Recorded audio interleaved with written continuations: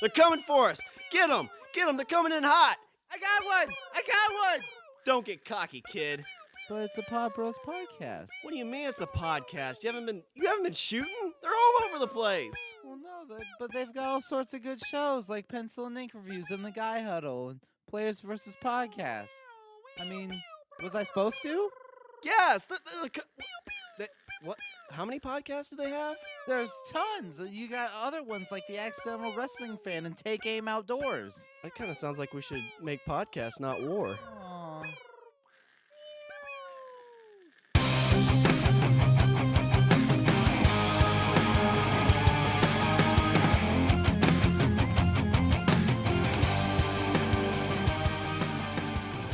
What's up, everybody? I'm Richard. And I'm Shawn. And we are speaking the language of bromance. We had a plan. There was a plan. We were going to do a thing. We were going to do a story, and it was going to be awesome. And I don't remember exactly what the thing is, but we need to put a pin in that. Shawn put a pin in that because Shawn had something, and he said it was good. He didn't tell me. Well, he didn't completely tell me what it was, but it sounded cool. We're not there yet. Because there's something else we got to talk about. There's a movie that came out, Richard. And Richard, what's your family? What's your last name? I don't have one. Oh, so you're Solo. Dun-dun. Richard, I figured we should talk about the new Solo movie, A Star Wars Story. Yes, we should. Okay, first, I don't know where to go with this because there's the road leading up to this movie. Then there's your take on the movie. There's my take on the movie, and then there's everybody else's take on the movie. Let's start there because this movie's not doing as great as monetarily as people expected it to. In terms of openings, I think it's out of all the Star Wars movies, it's the lowest. Yeah, I just saw there's an article that said this is officially the first Star Wars flop because it was like 300 million. I think it's like at 2 something right now. Yeah. But I mean, so Star Wars movies, you and I have gone like opening night, opening weekend. Right, I agree, but I love the fact that 300 million and there's people like slitting their wrists and like sacrificing their firstborn. Yeah. Well, it cost 300 million to make, but the comments that I've heard too is like, well, yeah, it cost 300 million to make because they basically made this movie twice. Yeah, they made 2 movies. Like Marvel, like one thing that Marvel does is they give you, the 300 million fucking crazy adventure Infinity War, which I think that movie cost like 300 to make, 300, 350. The same to make. Like 250, 300 to make. But then they do that, and then they go and do like Ant-Man, which is the next movie coming up, and I think they only spent like 80 on that one, 80 or 90. Gotcha. So it's a little bit cheaper movie to make. Right. But it still tells a story and everything else. But here, it's exactly like you said. They made 2 movies. And that's what it's. I mean, from what. So that jumps back to the beginning. The road to get to this movie.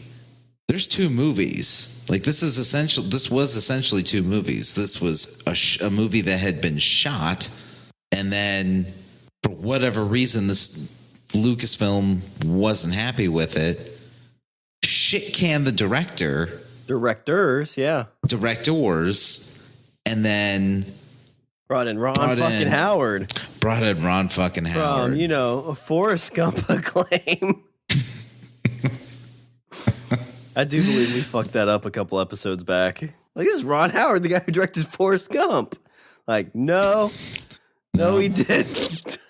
But if he did, it would have been just as good. But we're coming 6 months after the release of The Last Jedi. Because I was surprised this was coming out in May. I thought it was coming out Christmas time. Like I thought it was going to be like a Christmas theme. Right, because that's been the track record thus far. It was you get an episodic movie, and then you get this. I don't know. I don't really want to call it a spinoff because they're calling it like a Star Wars story. Is what they're calling right. They say a Star Wars story, so something that isn't connected episodically. So you get one of these other movies in between episodes. So you had 7, you had Force Awakens, then you had Rogue One, and then you went from there to Last Jedi, and now. And it is exactly like you said. You figured, and all these were December releases, so you figured, oh, Christmas time, it's going to be Solo, and then next Christmas will be 9. Episode 9.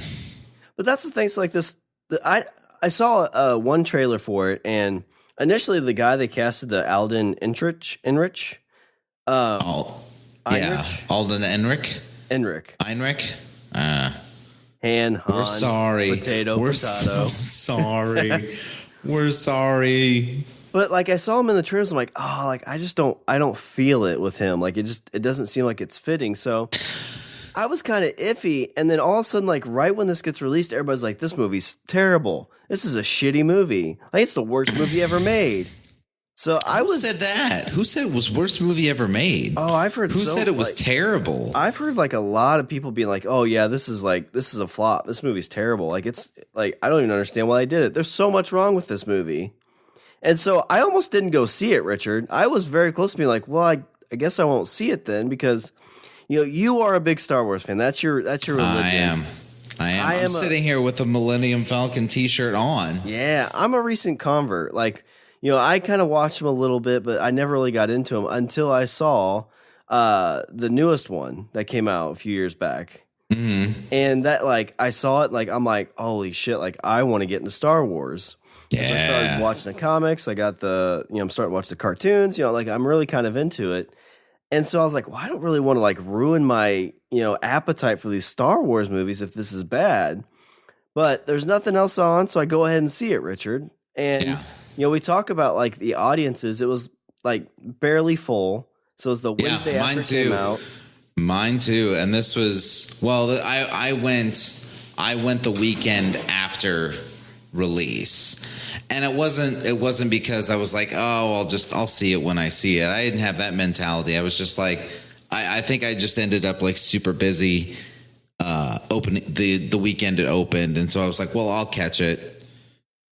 I'll just catch it the next weekend. And so that's what I did. Well, and this movie's running up to like movie fatigue. Like, you had Ready Player One, I went to see opening.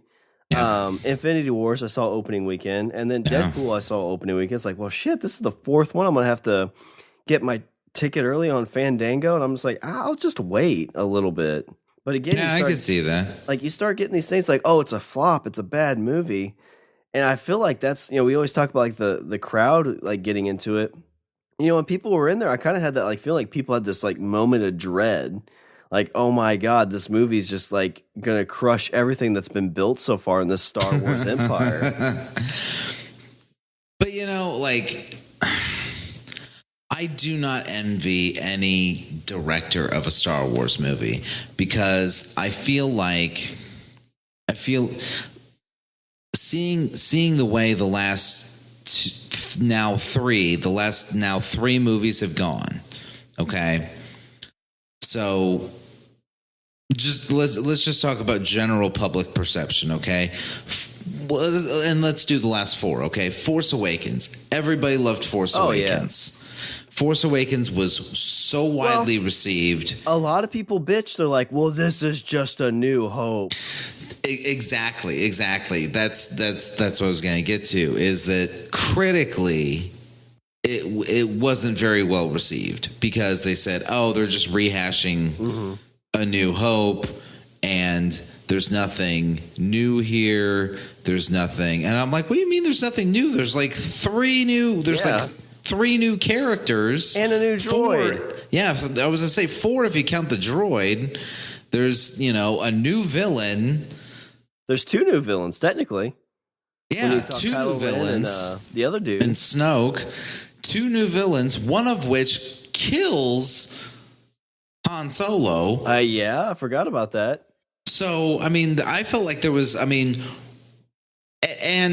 okay, like when you're talking about Star Wars, philosophically, that script is a hero, is one, the classic hero's journey, right? Yeah. Mm-hmm. George Lucas, who was a devout student of Glenn Campbell, guy that wrote Hero of a...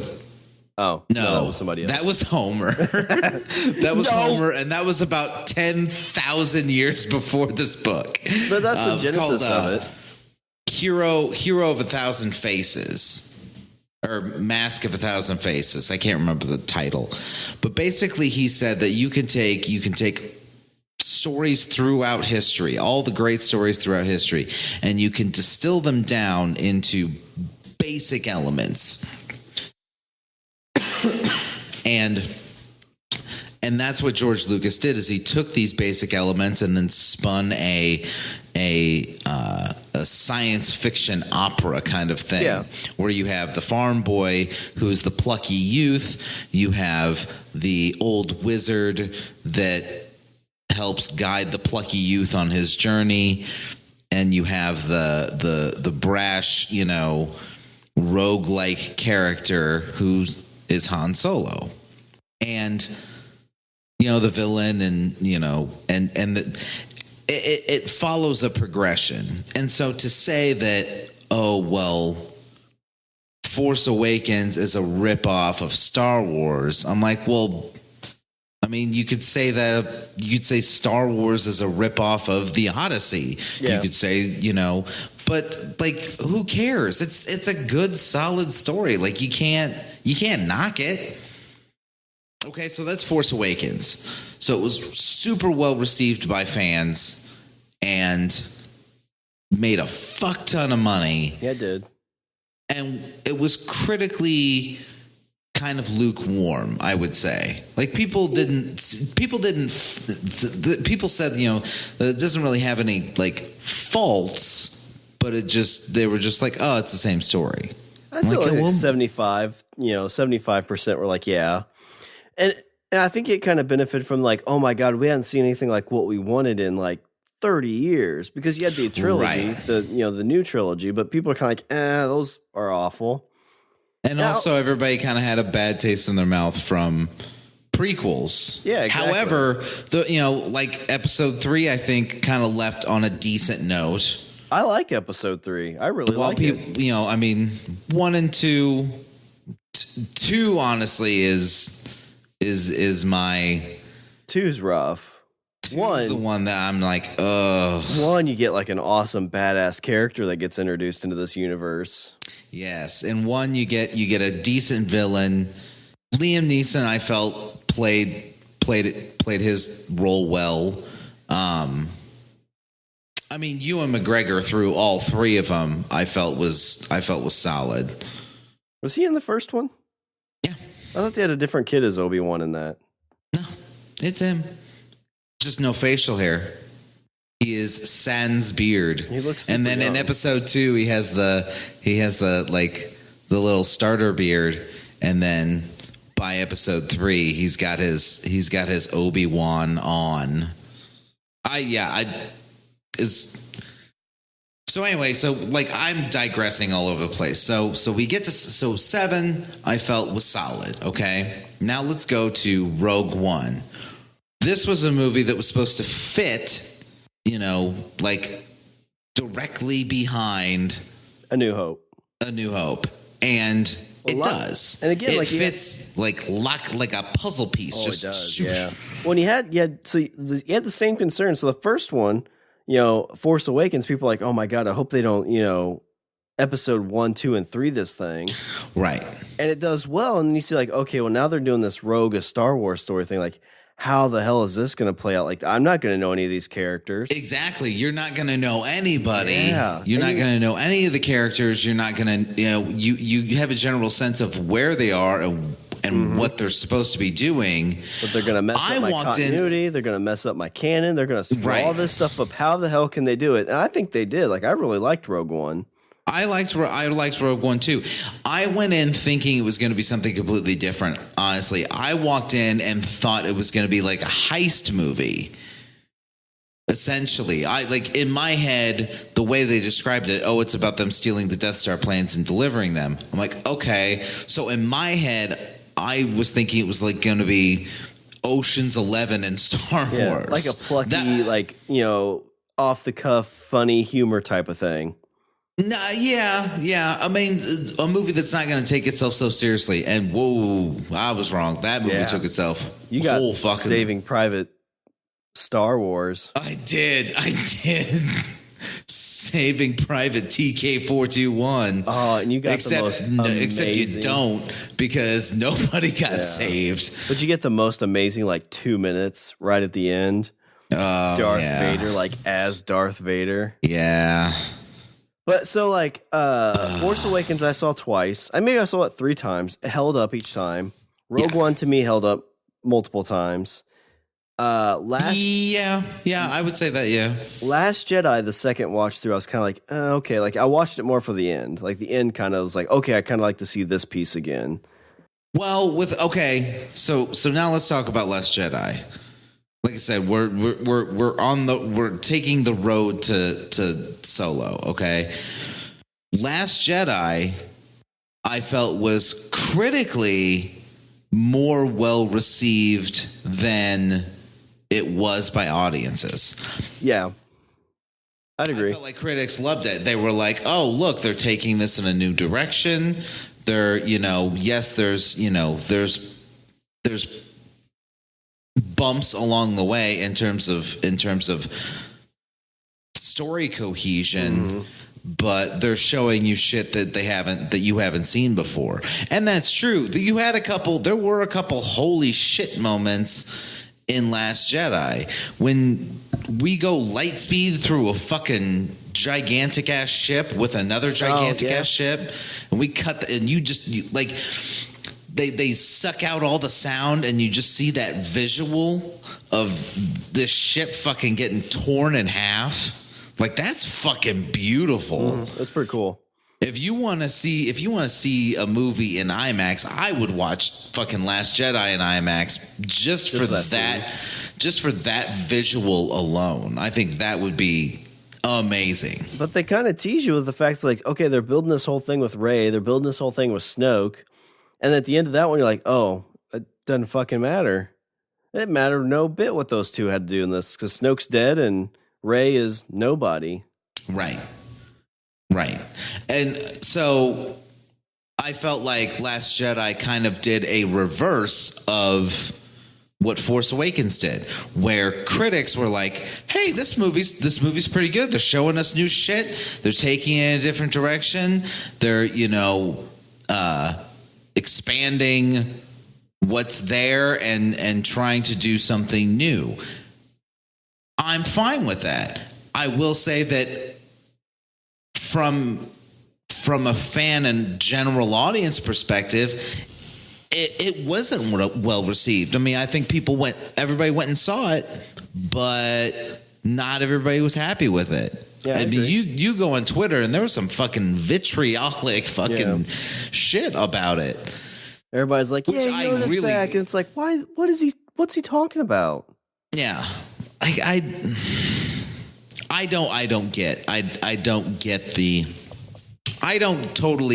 mean, while I kind of understand why some people wouldn't be happy with Last Jedi, I was fine with it. I felt like I was okay with it. I'm not going to boycott it, and it was a good movie. I saw it twice, and but again, now we're getting set up for the Solo movie, and again, you don't really know what to expect. Right. Yeah. Okay. So again, now we have movies that were we have one that was critically kind of panned and well received by an audience. So we have another one that was not well received by an audience and critically on better footing. So now we get to Solo, and I feel like we've kind of flipped back the other way, because critically, people are like, well, it's this is what it is. Nothing new. Same old shit. Fucking Han Solo. Nothing new. And I don't know. Like, I feel like that's kind of doing the movie a disservice, because I will admit I did not have a holy shit moment. I did not have in Last Jedi, there was that amazing visual of the fucking ship going through the other ship at light speed. That was amazing to see, just visually. I didn't have one of those moments where I was like, that's fucking amazing. I didn't have one of those moments. However, that being said, I can't fault this movie for anything. I felt like this movie was exceptionally solid. Yeah, I thought it was really good. Again, I heard a lot of people saying like it was a bad movie. And so when I went in, that's what I was expecting. Like, I was expecting to walk out of this and be like, yeah, I don't even want to talk about it. And it starts out on a kind of a rough note where you find out like the first kind of Easter egg thing about how Han Solo gets his last name. Yeah. That like he gets up there to a counter and the guy's like, what's your name? He's like, Han. And it's like, well, what's your last name? He's like, I don't have one. And basically he gives him the name Solo. And it's like, oh, all right. Like that's kind of corny. And I mean, like, was there a lot of Solos then? Like, does that mean I can call myself Solo? I have no family. Dad, what about? Shut up. I want to be Solo. I want to be Solo. But I mean, that's the only thing of this movie that I didn't really care for. That's what's going to happen when I go to the theme park. I'm going to go to the theme park, and they're going to be like, checking in? Like, Richard, are you checking in alone? Yes, Richard Solo. I'm Richard. What's your last name? And my wife's going to be like, honey, I got the bags. Where are you going? Hey! Don't worry, babe. I'm going on an adventure. I totally would. But I don't know if this is like controversial to say, but to me, of the newest ones, this movie felt the most like a Star Wars movie to me. More than Force Awakens for you. Yeah, I think so. It had the corny humor. It had just kind of this story arc that fit. I mean, yeah. I just left there like this is a Star Wars movie. Yeah. And yeah, I completely agree. I think that, I mean, like I said, for my general opinion, the long and the short of it is that Solo was a good movie. It was a good movie. If you want to go and fucking throw some cash down and go and sit and be entertained for I don't know what the running time is on. I think it's like 2 hours. If you want to go and sit and be entertained for 2 hours, like, you're going to get that. You were totally going to get that. Like, I don't care if people are like, oh, this movie's fucking terrible. It's not. It's a good movie. You should totally go see it. Everybody should totally go see it. With that in mind, I will say that you're not going to walk out of there saying, oh my God, this is cinematic fucking gold. This is a triumph among cinema. It's not my favorite movie of the year, but I can't find anything wrong with it. Like, I couldn't tell you anything that was wrong with it, but I couldn't tell you anything that was over the top amazing. For comparative sake, like, would you compare this like Ragnarok or like Guardians 2? Like something along those lines? Like, maybe not Ragnarok. Ragnarok kind of felt different. But like Guardians 2, like it was you kind of knew what you're expecting a little bit, and it was a good movie. Yeah. I mean, yes. I think Guardians 2 kind of edges forward a little bit. Yeah. And the only reason I say that is because you are seeing things that you have never seen before. Yeah. However, with Solo, there's story elements that you're expecting. That's true. There's story elements, and there's plot points, and there's characters, and there's set pieces that you expect from that movie. Mm-hmm. So let's run through this a little bit. So we talked about how he got his name. How, like, to me, again, that was the only part I didn't like. Him joining the Empire to fight. Like, what? I know you've got a lot more, knowledge on the back catalogs of the extended universe. How did you feel about that scene, that situation? That's exactly what happened. Okay, so he actually joined the Empire for 3-ish years. In his backstory, he joined the Imperial Navy, and then the Chewbacca thing was a bit different. Well, I'd say canon, but from what I remember is that the Empire was enslaving the Wookiees, and Han stepped in to stop it and took and saved Chewie, like rescued Chewie. I gotcha. I mean, that's what they did here. Like, I think they talked about how the Empire enslaved all the Chewbaccas. What are they called again? Wookiees. Why the fuck did I forget Wookiees? I have no idea. I don't either. That was like a big brain fart. Oh. But I mean, they were talking about that, how they were enslaving Wookiees here, and they had this one here that they were feeding people to, almost like a pet. Yeah. And so it kind of fit, him saving it. But like, what'd you think of that scene? Like, to me, like, they grab him, like, oh, we're gonna feed him to the monster. And when they threw him in there, I wasn't expecting Chewbacca. Was I expecting? He's tied in. I'm like, it's some kind of like weird monster he's gonna break away from. And then you see Chewie come out all muddy. I'm like, holy shit, that's Chewbacca. It may be because I just, I'm not trying to look at this too much as like I try to watch this like a 12-year-old kid. I'll tell you what, with that, like, I was like, well, is this where they're going to put Chewie in? But then I said, no, this won't be it, because it seems like too set up.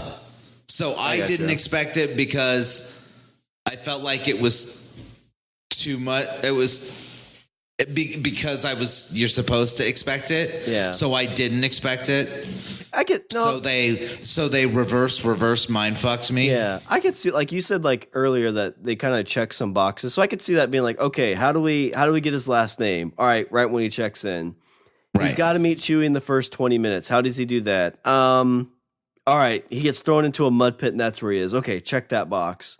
Mm-hmm. And it's kind of like, okay, we got these 3 things. All right, now off to the races. It's the Han Solo movie. Okay, but so when we're talking about Han and Chewie, so when we get to Star Wars, when we get to A New Hope, Han and Chewie have a very like tight relationship, mm-hmm. right? One thing that I did kind of like with this movie is for the first like half of the movie, Han and Chewie, well, I'd say more Chewie, they have a very kind of standoffish relationship. Yeah. Or not really so much Han. I think Han is, is totally like, up for whatever. I think Chewie's the one that's like, that seems a bit more like not distrustful, but you got to prove yourself. Mm-hmm. And I did like that. I like the fact that like they weren't, they didn't leave this, this planet best friends, like making each other fucking rings and everything. Well, you could probably see like the second time he saved Chewie from that rock when they're on that train. It kind of seemed like maybe their friendship kind of at least started at that point. Because before then it was just kind of a, hey, I'll save you if you save me kind of thing. Right. We'll part ways. But I mean, in that situation, Chewbacca probably was thinking, is like, oh, well, this dude could have offed me and got double the cut, but he saved me. Like he seems like an honorable dude. I know there's the whole life debt thing too, which the thing I've heard a lot of people asking is like, well, did Han Solo earn the life debt in this movie? I mean, he saved him from that mud pit, kind of, but they kind of saved each other, and then he saved him from that rock. But I feel like there's got to be something bigger for Chewbacca to be like, oh, I owe you a life debt.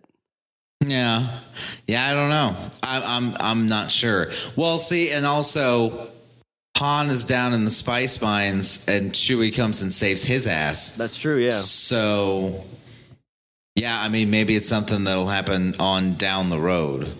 And I think the lead actor on this has been signed on for 2 or 3 more movies. Really? Yeah. So I think they were pretty banking on like a second solo movie. And I think the idea, so there's no real timeline put into this, but from a lot of people I've heard discussing, like after he gets out of off his planet originally, that takes place like 5 years after episode 3, I think people were saying. Yeah, that may okay, so when Han and Luke meet in the cantina in episode 4, I want to say Han is like in his mid-30s. Okay. And Luke is about 17. I want to like 18, 19. So you say like he's like 13 years older than him? Right. So let's say he was 18 when he got off the planet. So Luke would have been what, 5 at that point? So like at this point when this movie's taking place, Luke is like 10. Yeah. So that would we're like 10 years prior to A New Hope. Star Wars. Yeah. Prior to A New Hope. Which I can dig. Yeah. I mean, and the Kira, Emily Clark, she played that Kira character, which I really liked. Like, I don't know if that's in any of the extended universes or anything like that. Not that I know of. But it played well. So I'm pretty sure if I understand everything right, the guy who played Dydron Voss was the guy they had to recast when they basically made this movie a second time. Yeah. Originally, they had Omar from The Wire. Yeah, and he couldn't come back for the reshoots, so they basically took all the scenes that he was in and put them all into this one like building, and that's where they shot everything from the guy that played Vision. Right, and I mean, and you could I got that sense. I got the sense that like this dude, like all his scenes are in one room. Like over the they did all of his shots over the course of like 3 days. Probably. Yeah. Like 2-3 days in the one scene, 8-10 hours a day. He talks a bunch and then they have a fight. That's it. That's all you get of the I'd say the villain. Yeah, he's the main villain from this. Yeah. Okay, so Ron Howard. I was totally happy. I was totally happy with Ron Howard as Ron Howard directing this movie. Like I felt like it was solid. It was a solid movie. There wasn't anything that made me jump out of my chair. But there's no bad in this movie. I can't fault it for anything. Yeah. Like it was one thing I will say that that did make me feel good is I felt like the movie was cast perfectly. I liked Aaron as Han. I felt like he kind of he had the makings of the swagger, and he had kind of the smart assy fucking grin. So I was fine with it. I was fine with him. Lando was my dude though. Oh, Donald Glover did a great job on that. Yeah. Donald Glover fucking knocked it out of the park for me when it came to fucking Lando. Like where he played it like kind of the like he kind of knows a thing or two, but he's more of a pretty boy than an adventurer. Like all the stories that are about him are like all fabricated. What do you call it? The Lando Chronicles or something like that. I'm like, you have a blog. I'm like, this is basically, oh my God, he's got a podcast inside the Millennium Falcon. You know what? If Lando Chronicles isn't a podcast yet, somebody needs to get that. Yeah. Oh my God. Okay, let's edit this out and make the Lando. Let's edit this part out and then we'll make the Lando Chronicles. But I mean, again, like the checkbox is like, so I think the historical knowledge of Han getting the Millennium Falcon was he won in a game, like a game of gambling or something. I don't think He won in a Sabacc game versus Lando. Because for some reason, I thought that the dice that he had were the ones that he had to win. Like, I heard somebody say something about that. No. But no. So the lucky dice you know nothing about. They're just dice he has at the very beginning. Right. Right. And because the dice thing they had in they put that in Force Awakens, the whole dice thing. Last Jedi, wasn't it? Was it in? Yeah, maybe it was Last Jedi. I can't remember which one it was. That's where they kind of more. Okay. So now in the original Falcon, or in the Falcon in the older movies, in the original trilogy, there was a pair of dice hanging from I don't remember what. But it wasn't like a thing. It had like nobody referenced it, nobody says anything about it. Like that's it. It's just here's these dice.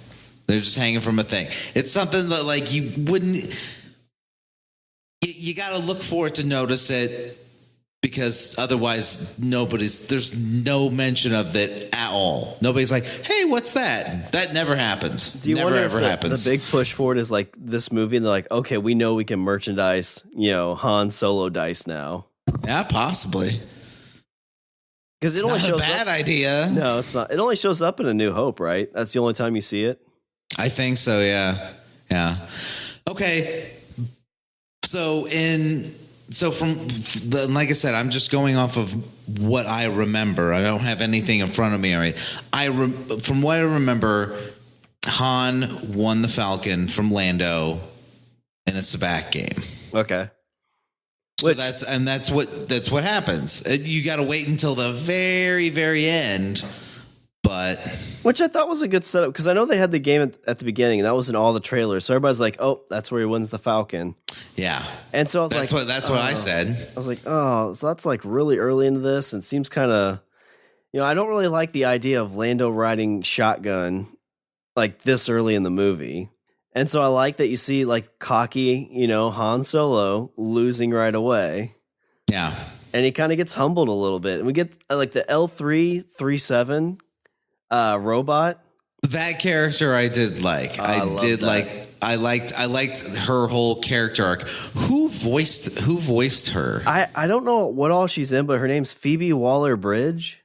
Because I thought she sounded super familiar. She sounded a lot like the chick from Game of Thrones. Oh, Gwendolyn? Yeah, but it's not, and she's not in a ton of big things. But like, and I've heard a lot like they played up on Lando's pansexuality, like where he basically have sex with anything. And I love that, L3 and Kira are having this conversation, and it's like, oh, well, L3's like, it just wouldn't work for me. Even though the sex would be great. Well, how does that work? Oh, it works. It works.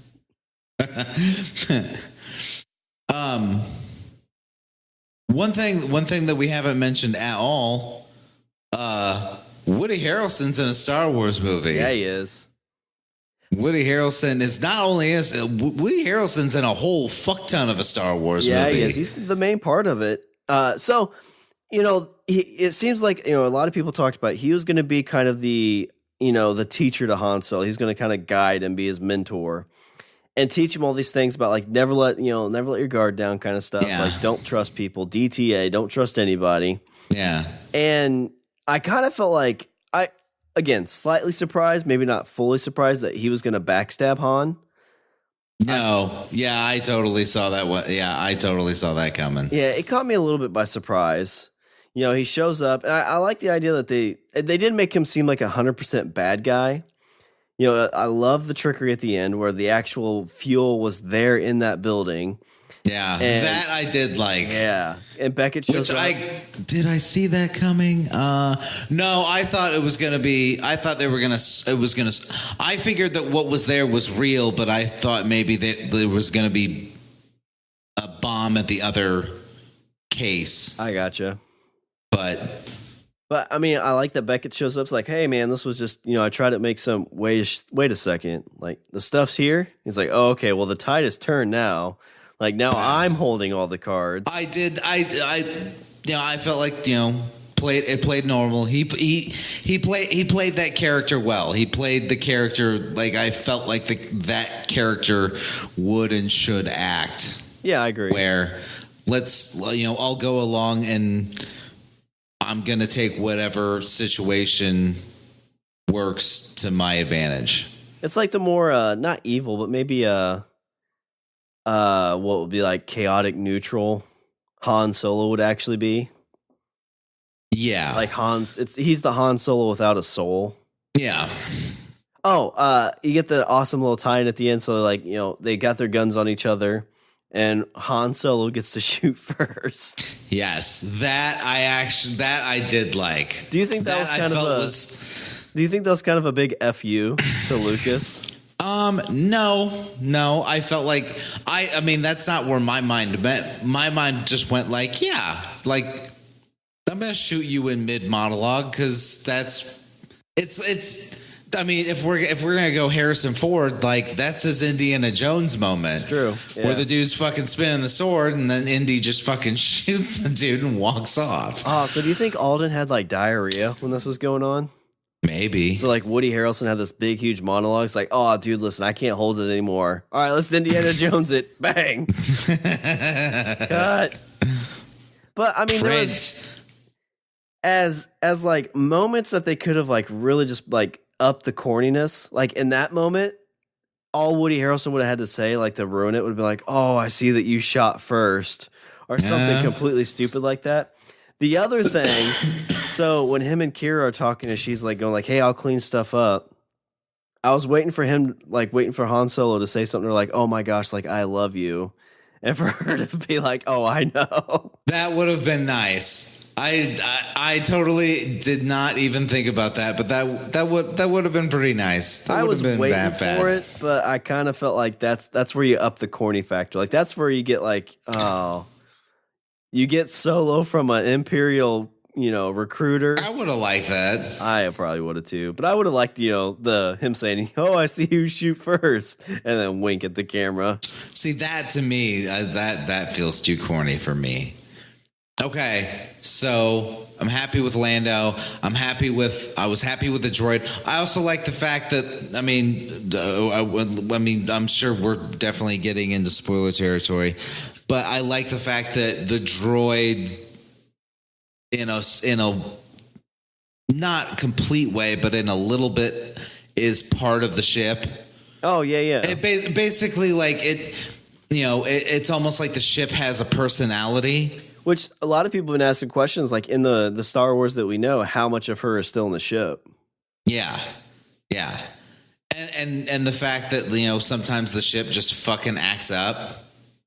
I guess that's a good point, yeah. Because, like, in Empire, the hyperdrive fucks up. The hyperdrive fucks up for different reasons. And towards the end, the Empire sabotages the hyperdrive and R2 fixes it. But then, yeah. That's a good point. Like, they did a really good job with Rogue One. Kind of a lot of things that people are like, "Oh my God, this is such a stupid plot hole." Like, there's one spot in the ship that'll blow up the Death Star. And Rogue One uses that for their whole movie points. Like, there's a guy who used that. So, like, you talk about all these, like, unrealistic things in the other ones with the Millennium Falcon. It's like, oh, it can be explained because they have their own Siri L337. Yeah.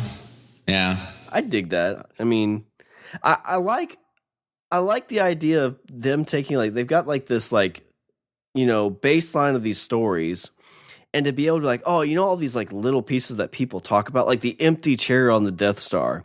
Why was the chair empty? Oh, because in Rogue One, the Admiral person got killed because he was fucking up.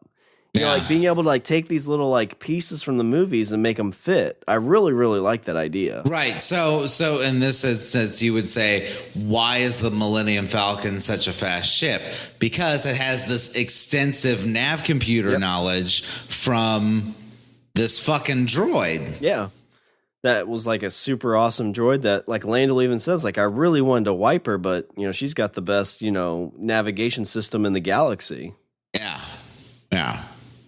And which is now part of the ship, which is a reason why the ship is so goddamn, or supposed to be so fast. So, what'd you think about the 12 parsecs?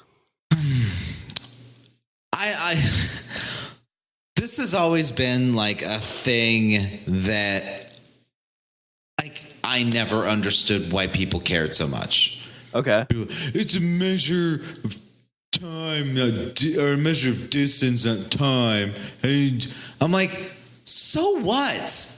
Like, he's just saying, like, hey, I did this thing, and I did it really fucking fast. So it's always been known it's been a distance, right? Or when was it explained that it was a distance? I don't think it ever was. Oh, okay. It was just kind of like an extended universe thing, or like a outside of the movie knowledge that 12 parsecs is. Right. Now, like, when I was a little kid, I thought it was a race. I mean, because, you know, like when I was a kid, I hear, it makes Kessel Run. I'm like, it's like, because my mind goes to fucking Cannonball Run. Yeah, no, it makes sense.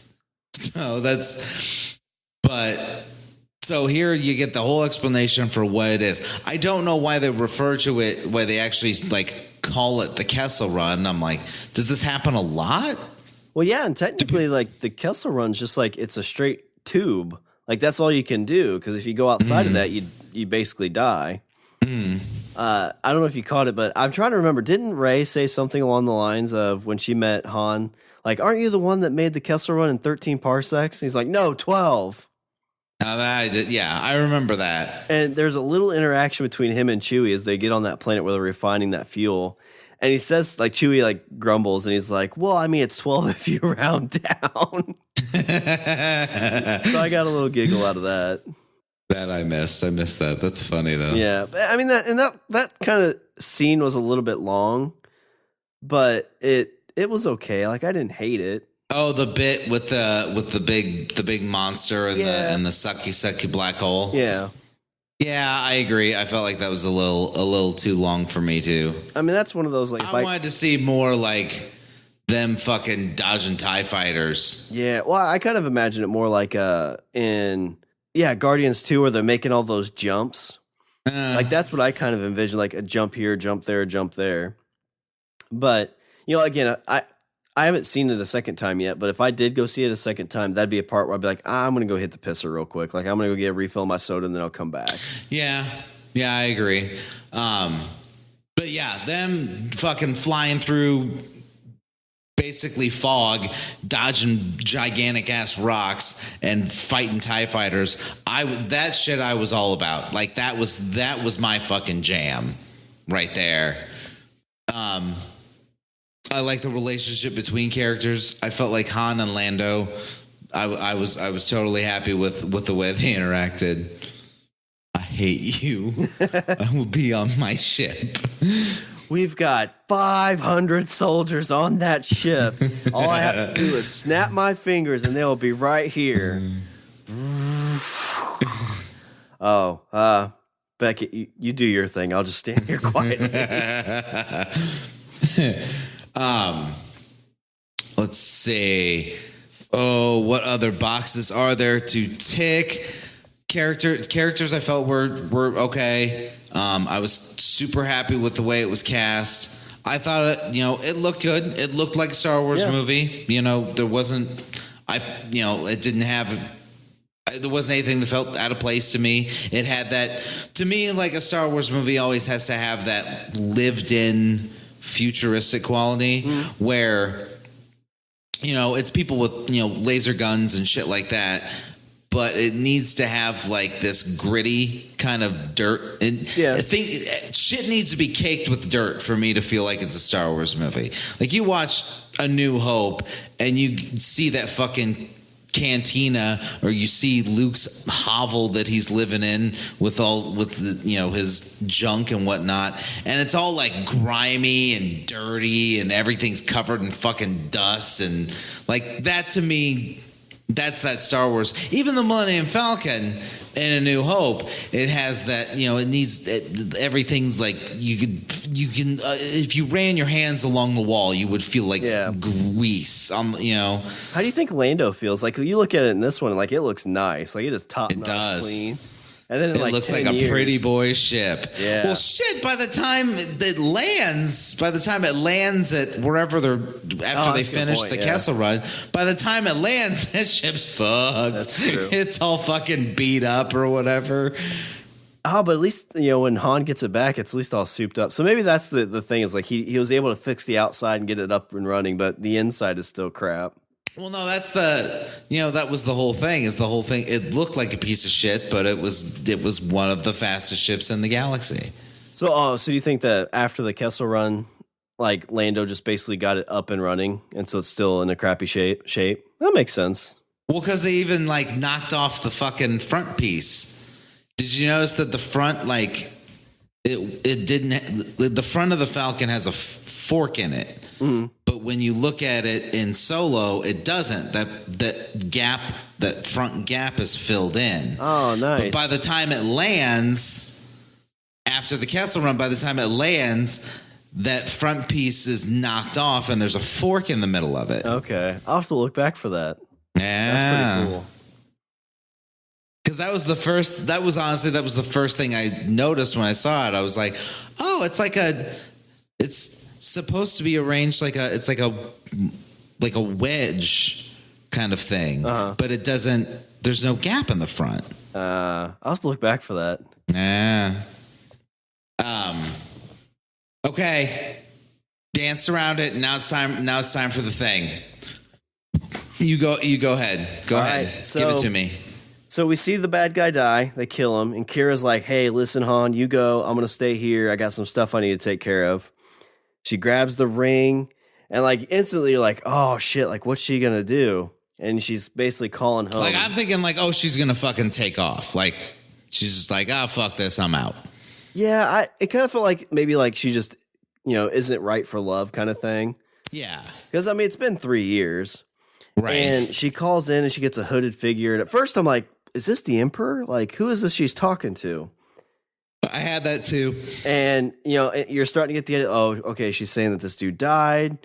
He killed everybody. Okay, she's taking over. She's moving up the ladder. You do see like in the hologram image, you do see a leg that looks like a droid's leg. Yeah. You hear it too. And all of a sudden you see the hood come up. What do you see, Richard? Darth frickin' Maul. Yeah. And I know, and I wouldn't have known this if you haven't told me, because I'm not up to date on the cartoons. But I know everybody in the audience was probably, that doesn't know that, was like, whoa, that dude looks just like Darth Maul. I remember there was this dude in that one movie that got fucking chopped in half and fucking fell down a hole. And I wasn't sure, because he seemed older. He looked a lot older. It seemed like he had more spikes on his head. He did look a whole lot older. Like you could even see like what looked like facial hair coming in. A little bit. Did he have more horns? Like, do they keep continuing to grow horns as they get older? That I don't know. But the part I listened for, because I know you told me, like, he's in the new cartoons. Because I asked you that before. I'm like, how the hell is he still alive? And you mentioned, like, he had a robotic bottom. So I was listening for it. So he uses the force pull, grabs a badass looking double-sided lightsaber. And then when he stands up, you hear, I was like, oh, fucking Darth Maul. Yeah. I loved it. Is Darth Maul. Darth Maul is apparently the leader of this fucking crime syndicate. Yep.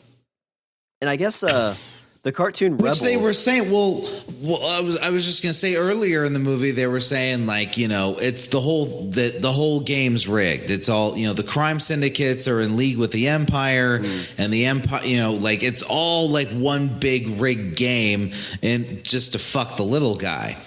And when you find out that the leader of one of these crime syndicates is a former apprentice of the Emperor, like, yeah, it is. It is all tied together.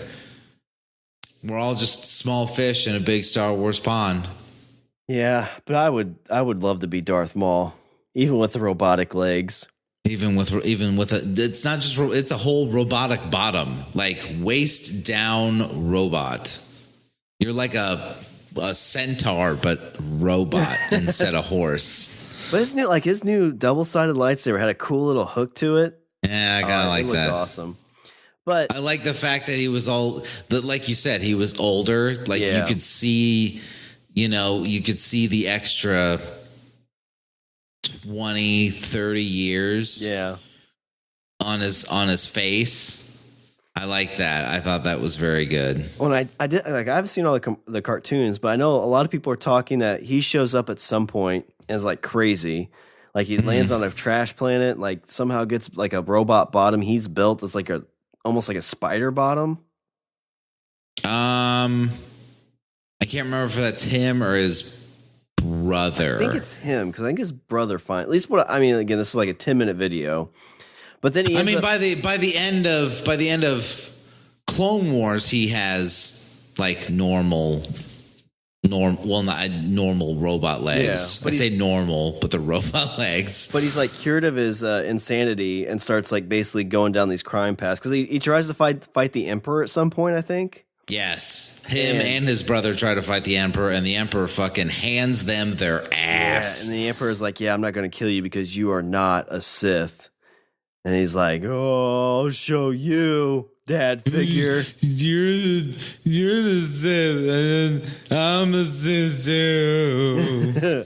I'll pick the biggest crime syndicate, and I'll call it the Crimson something or another, because we'll be red with anger.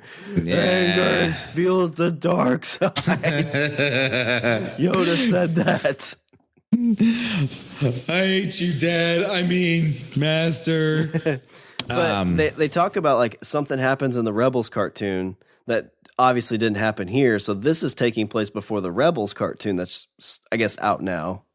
Yes. Yeah. Well, because if we're following the timeline, the Rebels cartoon would happen after this movie. Yeah, that's the idea that I've got. Like when the Rebels cartoon's going on, this is like the Rebels cartoon. I want to say happened because it's done. No more Rebels. That ended. Oh, okay. Was it a couple seasons or? It was 3. It was fucking solid. It was well put together. But okay, so Rebels happened. If we're going by the timeline, like. It's before A New Hope. Yeah, I would assume so. Because is Luke in there at all? Is Luke in? No, Luke is not in there at all. Bail Solo is, so Leia's adopted father is. Okay. Darth Vader is. He's all badass and evil, and it's awesome. Yeah, because his apprentice fights him a bunch, doesn't he? As much as you liked Clone Wars, you would love Rebels. Yeah, I want to get into it. Do you have to watch Clone Wars to watch Rebels? No. Okay. It does. There are bits and pieces that help, but I think that you've seen enough of Clone Wars that you could watch Rebels and still get the little things. I gotcha. I'm gonna have to kick that one on then. It's as much as, like I said, as much as you liked Clone Wars, you would love Rebels.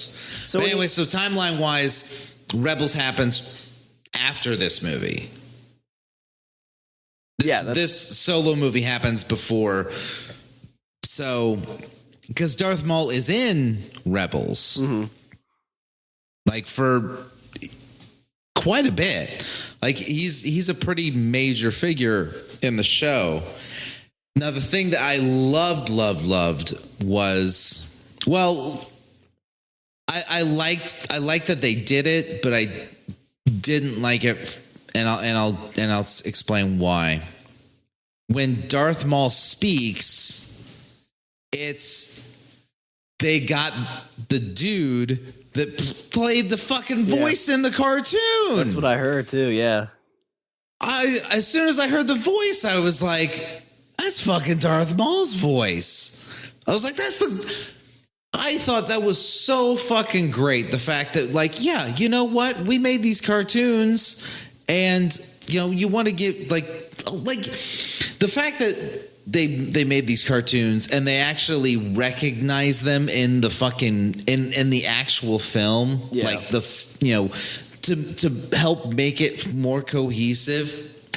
like, I thought that was great. I thought it was great that they didn't like go, ew, cartoons. Like, that's not good enough for movies. There wasn't this elitist thing. Yeah, no, I see what you're saying. I felt. Well, Disney made Rebels, didn't they? Yeah. Yeah, so I mean, it's their property. I mean, they were.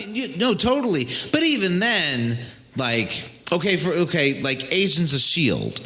Like, you don't see a lot of characters from Agents of S.H.I.E.L.D. dip into the movies. You true. Don't see the Netflix characters dip in. Like, you didn't see Daredevil show up in Infinity War. That's a good point. And they barely even reference any of the stuff in there, too. Like in all those movies, it's just more of like... it's passing remarks. Yeah. Well, it's passing remarks in the TV shows. Yeah. Passing remarks that there's, that there's these other heroes that do shit. And meanwhile, in the movies, they don't reference anything having to do with the television show. No, that's a good point. Or any of the television shows. That's a very good point. Yeah, because they don't even like talk about it in depth. It's just like, oh, the event happened. Yeah. So okay. But you were talking like, like the oh shit moments. Like I would say Darth Vader was one of them. Like, was Darth Maul not kind of like a, oh shoot, I wasn't expecting that? Well, okay, so I heard that there was a cameo. I deliberately avoided the spoiler to know who it was. So I going in, I knew there was going to be a cameo of a character from that we know, but I had no idea who it was or where it was or when it was. I got you. I assumed it was going to be Boba Fett. I did too. That's the first place my mind went as well. So was that an oh my god moment? It was close. Like I said, I did love the fact that they used the voice of the character from the cartoon. Yeah. Where they had the guy that did the voice in the cartoon voice the character in the movie. However, like Ray Park is the one that made that character. But he did play the character though. He didn't do the voice. I know, but I guess like I was super happy that they used the voice from the cartoon. However, there is a small part I'm torn because there's a small part of me that feels like Ray Park should have voiced that character because But he didn't really say much in the one he was in though, did he? Did he have many lines? In episode 1? Yeah. He had 1. I am Darth Maul. No, he had 2. He was talking about. There's the one. If you watch if you watch the trailer for episode 1, there's him talking about revealing themselves as the Jedi, and then I think the other line he has is "Yes, my master."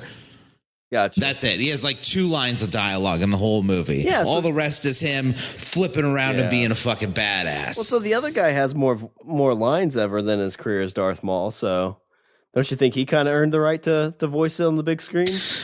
Yeah, but I see. Like I said, I'm super torn on this. I'm glad they did what they did, but there's this little part of me that feels like Ray Park kind of got a raw deal. Yeah, because episode 1 was kind of shitty. Yeah, that's true. But he was like this. But he was, he helped make that fucking movie better, decent. Yeah, he made the movie better, and he made a character that was so good that they brought him back in this fucking cartoon, and that allowed, you know what I mean? Like based on 2 fucking lines of dialogue and him fucking flipping around like a monkey on acid, we get a character that we thought was really fucking cool. Yeah. I mean, it spawned its own, like, he's got his own not independent, but he's got his own standalone comic right now. I've read a couple issues that are really cool. And there's a fan, if you ever get a chance, check on YouTube, there's a fan. I've seen it. Oh, where all the Jedis go to the planet where he's at. Oh. Yes. So badass. Yes, very much. You're like, I want this movie.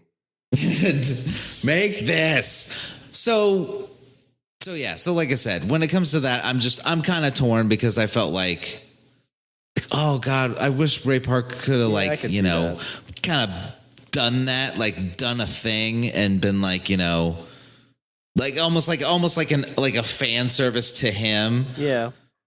But I mean, again, you look how they have it set up. I mean, if they do a second Solo movie or a second movie that's kind of tied into these events that happen.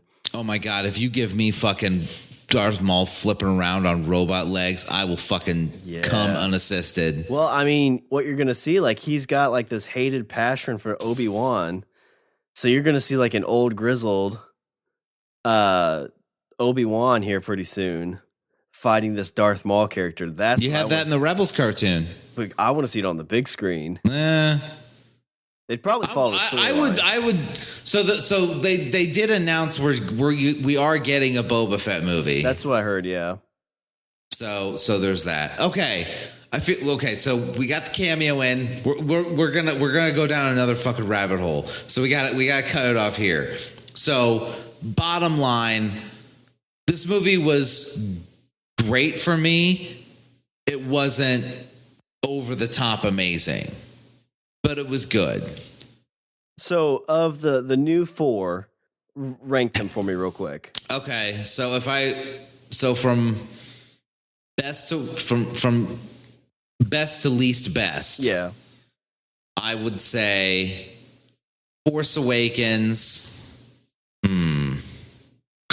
Honestly, I would say Force Awakens, Solo, Rogue One, Last Jedi.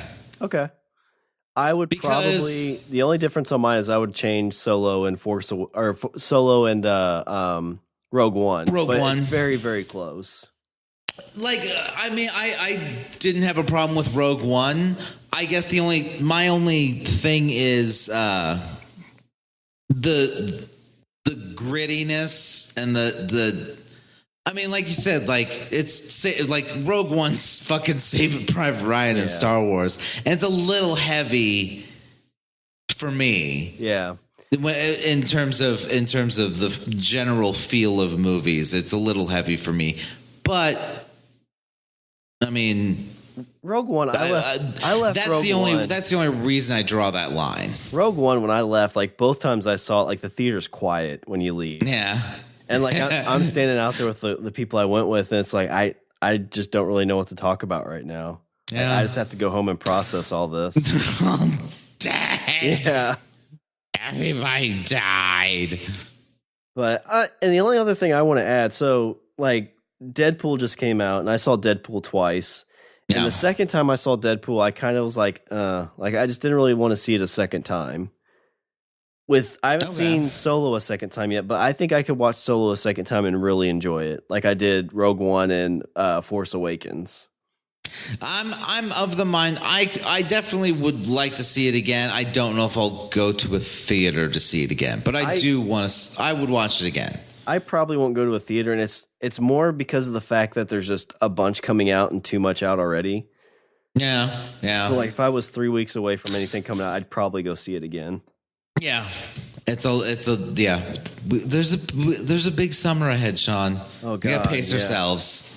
You got Ant-Man, you've got Jurassic Park coming out, like there's just Incredibles. Yeah, there's Wednesday, I'm gonna go see Princess Bride. Nice. Yeah, the theater here in town, they're going to do a showing of it on Wednesday, so I'm taking the wife. Oh, that's good times. Yep. That was the movie that she's like, hey, can we watch this movie? And I was like, oh my God. Like I heard A Princess Diaries with Anne Hathaway.